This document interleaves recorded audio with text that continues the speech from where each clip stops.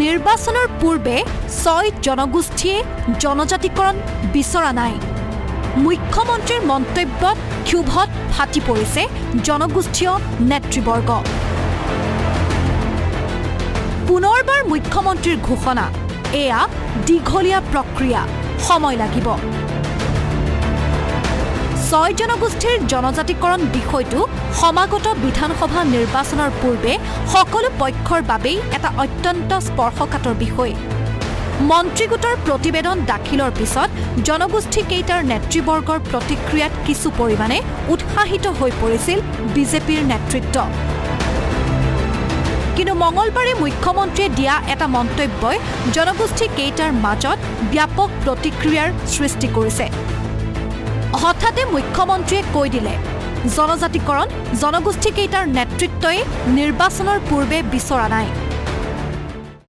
ইলেকশ্যনৰ আগত কোনেও বিচৰাও নাই। আন্দোলন কৰা সংগঠনসমূহে এইটো কথা বিচৰা নাই। তেওঁলোকে সিদ্ধান্ত বিচাৰিছিল, সিদ্ধান্ত হ'ল। ইলেকশ্যনৰ আগত মানে কি, ইলেকশ্যনটো অহা মাহত ডিক্লেয়াৰে হ'ব। মুখ্যমন্ত্ৰীৰ এই মন্তব্যত জাঙুৰ খাই উঠিছে আটাইকেইটা জনগোষ্ঠী।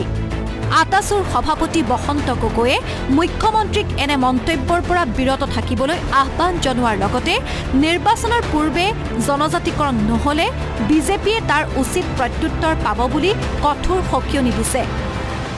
সদৌতা আহোম ছাত্ৰ সন্থাকে ধৰি অসমৰ ৬টা জনগোষ্ঠীৰ যি ছাত্ৰ সংগঠন আছে সকলোৱে এটা দাবী কৰিছিল যে ২৬ৰ নিৰ্বাচনৰ আগত অসমৰ ৬টা জনগোষ্ঠীক জনজাতিকৰণ প্ৰদান কৰিব লাগে, অসম আৰু অসমীয়াৰ ভৱিষ্যতটো সুৰক্ষিত কৰিব লাগে। তাক লৈ কোনো ৰাজনীতি কৰিব নালাগে, এইটো ৰাজনৈতিক ইছ্যু হিচাপে গণ্য কৰিব নালাগে, এইটো নিৰ্বাচনী ইছ্যু হিচাপে গণ্য কৰিব নালাগে। কিন্তু যোৱাকালি অসমৰ মুখ্যমন্ত্ৰী মহোদয়ে কি যুক্তি ৰেখাৰ কথা ক'লে আমি নাজানো, আৰু তেখেতক এই ধৰণৰ কথা বতৰাৰ পৰা আঁতৰত থাকিবৰ কাৰণে আমি বিনম্ৰতা অনুৰোধ জনাইছোঁ। যিহেতু অসমৰ এইটো এটা জাতীয় ইছ্যু, গতিকে জাতীয় ইছ্যুটোক তেখেতে জাতীয় দায়িত্ব হিচাপে ল'ব লাগে আৰু জাতীয় দায়িত্বটো পালন কৰি অসমৰ আৰু অসমীয়াৰ ভৱিষ্যতটো সুৰক্ষিত দিশে তেওঁ নিব লাগে। গতিকে তাকে নকৰি তেখেতে যদি এইটো ৰাজনীতিকৰণ কৰে, ৰাজনীতিৰ মেৰপাছৰ মাজত যদি বন্দী ৰাখিব বিচাৰিছে, তেতিয়াহ'লে ২৬ৰ নিৰ্বাচনৰ আগত ৬ জনগোষ্ঠীৰ ৰাইজে ইয়াৰ উচিত প্ৰত্যুত্তৰ নিশ্চিতভাৱে দিব।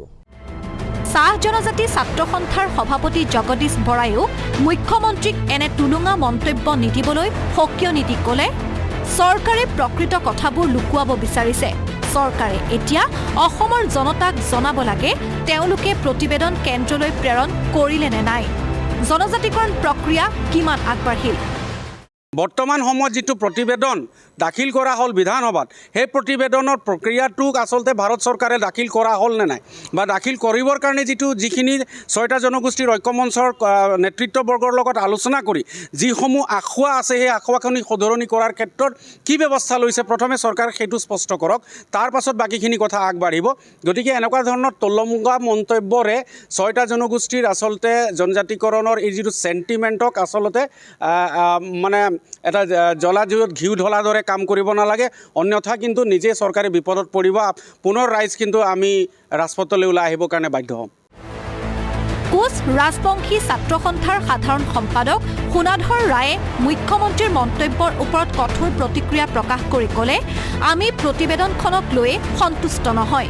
এই প্ৰতিবেদনে কোনো আশাৰ সঞ্চাৰ কৰা নাই। দুখ পাইছোঁ যে যোৱা বিগত যি আমাৰ অসম চৰকাৰে বা মুখ্যমন্ত্ৰী ডাঙৰীয়াই যি ধৰণে আমাৰ প্ৰতিবেদনখন উত্থাপন কৰিছে বিধানসভাত, এই ক্ষেত্ৰত আমি বাৰম্বাৰ কৈছিলোঁ যে আমি যিকোনো প্ৰকাৰে আমাক ২০২৬ৰ নিৰ্বাচনৰ পূৰ্বে আমাক জনজাতিকৰণ লাগে। আমি বিধানসভাত যি প্ৰতিবেদন উত্থাপন কৰিছে সেইখিনিত আমি কোনো ধৰণে আমি ছেটিছফাই নহয়। আমি বাৰম্বাৰ আহ্বান কৰিছোঁ, আৰু যোৱাকালি যি ধৰণে মাননীয় মুখ্যমন্ত্ৰী ডাঙৰীয়াই যি ধৰণে মিডিয়াৰ আগত বক্তব্য ৰাখিছে, এই ক্ষেত্ৰত আমি এটা অনুভৱ হৈছে যে সঁচাকৈ মাননীয় মুখ্যমন্ত্ৰী ডাঙৰীয়াই মিছা কথা কৈছে বা মিছা মাতিছে। চুতীয়া যুৱ সন্মিলনীৰ সভাপতি কৌস্তভ কিশোৰ চুতীয়াই মুখ্যমন্ত্ৰীৰ মন্তব্যত জাঙুৰ খাই ক'লে, আমি কোনো সিদ্ধান্ত নহয়, আমি ফলাফল বিচাৰিছোঁ। জনজাতিকৰণ আমাৰ প্ৰাপ্য অধিকাৰ। আচলতে বৰ্তমান সময়ত ৬ জনগোষ্ঠীয় ৰাইজে যিদৰে জনজাতিকৰণৰ সপক্ষে প্ৰতিবাদ কৰিছে, ৰাজপথলৈ স্বতঃস্ফূৰ্তভাৱে ওলাই আহিছে, এই যি স্বতঃস্ফূৰ্ত ৰাইজৰ সঁহাৰি, এই সঁহাৰিত তেওঁ ভীতিগ্ৰস্ত হৈছে, তেখেতে ভয় খাইছে। আৰু ৬ জনগোষ্ঠীয় দল সংগঠনসমূহৰ ৰাইজৰ মাজত থকা যি গণভিত্তি, এই গণভিত্তিক বিচ্ছিন্ন কৰি এক সন্দেহৰ আৱৰ্তৰ মাজলৈ সংগঠনৰ নেতৃত্বক ঠেলি দিবৰ কাৰণে তেখেতে এয়াই এক ভুৱা ষড়যন্ত্ৰ ৰচনা কৰিছে। ৬ জনগোষ্ঠীয় ৰাইজে এই ষড়যন্ত্ৰত কেতিয়াও ভুল নাযায়। তেওঁৰ মন্তব্যই ৰাজ্যত ধুমুহাৰ সৃষ্টি কৰাৰ পিছত বুধবাৰে মুখ্যমন্ত্ৰীয়ে এই আকস্মিক বিতৰ্কৰ সকলো দুখ ঠেলিলে সংবাদ মাধ্যমলৈ। আপোনালোকে এনেকৈ প্ৰশ্ন এটা সোধে যাতে তাত প্ৰতিক্ৰিয়া হয়, তাৰপিছত আৰু প্ৰতিক্ৰিয়া হয়।